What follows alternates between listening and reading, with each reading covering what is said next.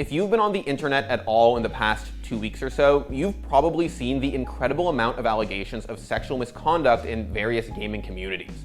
From people working in game development and publishing, to Twitch streamers, to esports competitors and commentators, hundreds of people have been accused of sexual harassment, assault, or in some cases, even worse things. But one community in particular has seen a truly insane amount of allegations.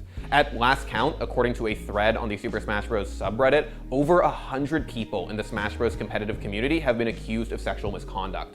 And that number has a lot of people asking the same question. How did the Smash scene let this happen?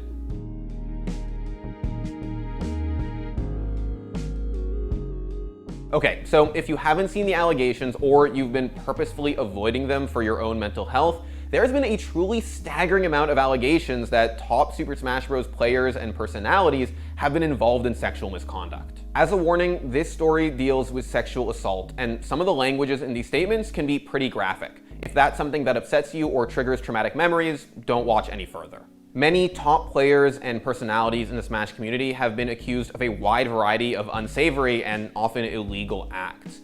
The allegations run the gamut, from sending sexually charged messages to unwilling recipients to having sex with minors. And before we talk about why this all happened and where the community goes from here, I'd like to take a second to amplify a few of the allegations so you can understand just how serious some of these accusations are. We did a video earlier this week about many of the allegations in the wider streaming and esports communities, and we touched on a few of the stories you're gonna hear in this video.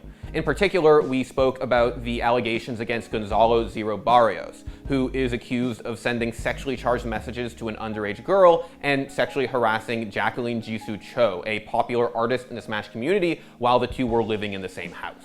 Most people would say that the first person to come forward with allegations in the Smash community over the past few weeks was Troy Puppet Wells. He released a twitlonger on July 1st in which he detailed his relationship with Cinnamon Senpai Dunson, a popular Smash commentator. In Puppet's twitlonger, he alleges that Senpai initiated a sexual relationship with him when he was just 14 years old and she was 24. Puppet alleges that at a post-tournament party, Senpai, who Puppet says was drunk at the time, tackled him to the ground and began making out with him. Puppet alleges that she continued to have a sexual relationship with him despite knowing his age at the time, and while they never had sexual intercourse, they did have oral sex. Puppet also alleges that Senpai made him delete Facebook messages between the two of them about their relationship and that she didn't let him tell anyone about their relationship. Senpai has not made a statement of her own and has been inactive on Twitter since the day before Puppet made his allegations. In addition to that, tournament organizer 2G Gaming has banned Senpai from all future events. Then she came out and denied it, then he came out and denied it, and then out of nowhere, nah, this shit is true. And she's not saying nothing because there's no defense to this. I don't see any way that she's going to be able to slide back from this. It's been getting talked about for like the last 4 years, and we keep sliding on their table and sliding on their table and sliding on their table until I guess Puppet finally got old enough to realize that like, yo, this shit is not okay. After Puppet made his statement, many more people in the Smash community came forward with allegations of their own. As a side note, it's going to be genuinely impossible to catalog every single allegation made in the Smash community in this video. So we're gonna focus on just talking about the ones made against some of the biggest names in the scene. But know that there are more allegations out there, and I urge you to read them. One of the biggest names accused of sexual misconduct in the Smash community was popular commentator D-Ron D1 Maingret.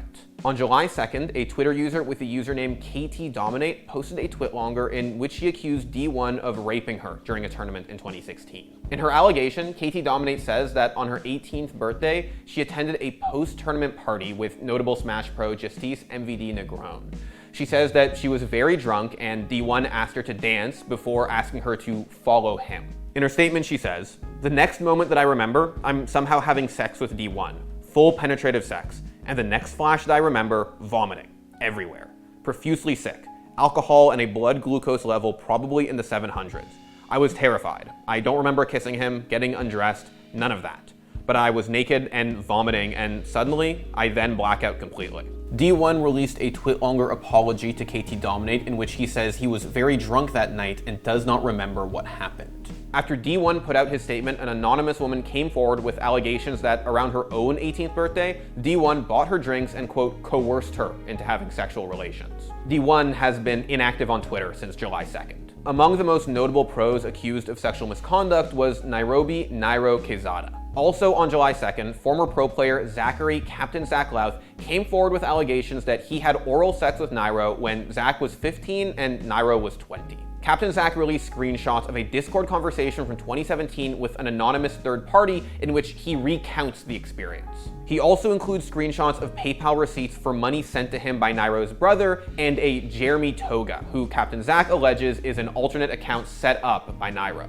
Captain Zach alleges that Nairo and his brother sent him that money as a reward for continuing to not speak about what happened between the two of them. In his statement, Captain Zach says, "I was told that by doing my part by not telling anyone about our relations, I'd receive financial help from him. The first $2,000 I was sent was equal to the amount I would have received from my sponsorship had I not been dropped." Notably, Captain Zach is currently banned from many tournaments after it came to light that he was blackmailing fellow Smash player Elliot Ally Bastien Carosa Oyarse by asking him to throw important matches under threat that Captain Zach would reveal their relationship, which would have occurred when Captain Zach was 16 and Ally was 26. Regardless of Captain Zach's previous ban, Nairo released an apology and has since deactivated most of his social media accounts. He was dropped by his team, NRG Esports, and was also banned from all future events by 2G Gaming. And those three cases are just a fraction of the total number of allegations made against high-ranking members of the Smash community. Names that you know have been accused of sexual misconduct. And to be clear, I am not saying that these kinds of allegations have only been made in the Smash community. People have alleged sexual misconduct in just about every competitive gaming community in the last few weeks, from Street Fighter to speedrunning. The difference here is that the sheer number of allegations in the Smash community is staggering. Moderators on the Smash Bros subreddit maintained a thread cataloging the allegations of sexual misconduct made against people in the Smash community and those people's responses. And there were over 100 entries on that list. That number really begs the question, why does the Smash community have so many allegations of sexual misconduct? To be honest, I'm not entirely sure, and I don't know that anyone knows 100% of why this all occurred, but I do have a few theories, so let me float them by you. The first is that Smash has a very young competitive community, and I'm not talking about the top players here. I'm talking about the hundreds of young children who turn up in droves to play in tournaments. It's not unusual to see 12, 13, and 14-year-olds playing at Smash events competing at a high level. I've been to plenty of Smash events, and at 26 years old, I often feel like one of the oldest people in the room. And to be clear, that's not necessarily a problem. Kids deserve to have a safe competitive outlet. The problem starts when that competitive outlet isn't as safe as we thought. Many top players, commentators, and otherwise notable community figures have been accused of serious sexual misconduct here, and some of them have even admitted to their wrongdoings. Why are there so many big names in Smash being accused these days? Well, one could argue that survivors in the Smash community feel safer coming forward with their stories, but I don't necessarily think that's the case. I think that the Smash community has a history of putting its top players on a pedestal. They're literally compared to gods, and that's not necessarily a problem until they start believing it. For a long time in the Smash community, top players have been set above in all kinds of ways. They get to be the ones on stream at major tournaments, and those tournaments will advertise their attendance ahead of time to get more and more people to attend. It's not hard to imagine how that kind of special treatment could get to someone's head and lead them to abuse the position of power they've been given. Obviously, many people wield these responsibilities responsibly, but as these allegations suggest, not everyone does. And again, the fact that Smash's core player base is so young really does change things. It turns being irresponsible with your position of power from something bad into something truly immoral. So, where does the community go from here? How do you actually stop this from happening again? Well, throughout this whole process, there has been one group dedicated to getting things right, the Super Smash Bros. Code of Conduct panel.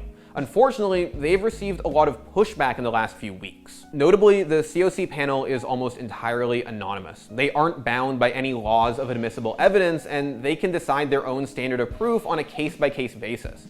All this together has led some people to distrust them. But when you see some of the harassment that certain survivors have gotten for coming forward with their stories, you understand why they want to stay anonymous. They're trying to protect themselves and the survivors who come to them. But importantly, the COC panel's decisions are non-binding. No tournament organizer is compelled to follow them. They just make suggestions for the wider community, and that leads to situations like what recently happened with Captain Zach. Just before this all started, VG Bootcamp, a tournament organizer and streaming company, announced that they would be letting Captain Zack compete in tournaments they hosted once again. The COC panel recommended an indefinite ban on Captain Zack, with a chance to appeal that ban after 5 years. Quote, "We believe that 1 year was a suitable enough ban regarding the circumstances surrounding the case. Therefore, when things open back up, he will be allowed to participate in our tournaments. Please understand that tournament organizers hold all authority and power over their own events when it comes to the Code of Conduct's judgments. Any harassment the COCP receives is completely unwarranted." But therein lies the problem. The COC panel's defense for their harsh judgment on Captain Zack was that they had information they couldn't share publicly. That information could have been these recent allegations against Naira. We don't know. They did, and they recommended the ban. And because they don't have the authority to enforce that ban, all they can really do is just ask the community to trust them. I think what we all learned this week is that the Smash community has perhaps put a little too much trust in top players and personalities, and not enough trust in groups like the COC panel. Notably, not all top players have been accused, and many are even using their platforms to amplify allegations and try to improve the scene. Leffen, for example, has been on his stream trying to make the scene a better place and talk about these stories, but he's just one person. He can't do everything. When you're sending someone to jail for a long time, or you need to be like 99% sure, right, that someone did something before you send them away. We are not sending anyone to jail. What we are doing is making them not go to Smash tournaments so they can't touch and fucking diddle kids there. We do not need to be 99% sure. To be clear, I don't know what the actual next step forward is. It's going to be a long time before tournaments open up again, which gives the community a long time to try to figure out how to make things better. Getting rid of alcohol at after parties, especially after parties for tournaments with minors in attendance, feels like a pretty easy thing to get rid of. But how do you address the fact that a significant part of your community is underage? How do you address the fact that a community built on being skilled at a video game is very often going to put the most skilled players on a pedestal? And how do you address the allegations that those top players have been protecting each other from these stories coming out? I don't know. But I do know that there are plenty of good, honest, innocent people who just want to have fun and feel safe playing their favorite game. And I think the community owes it to them to find a way to make that happen.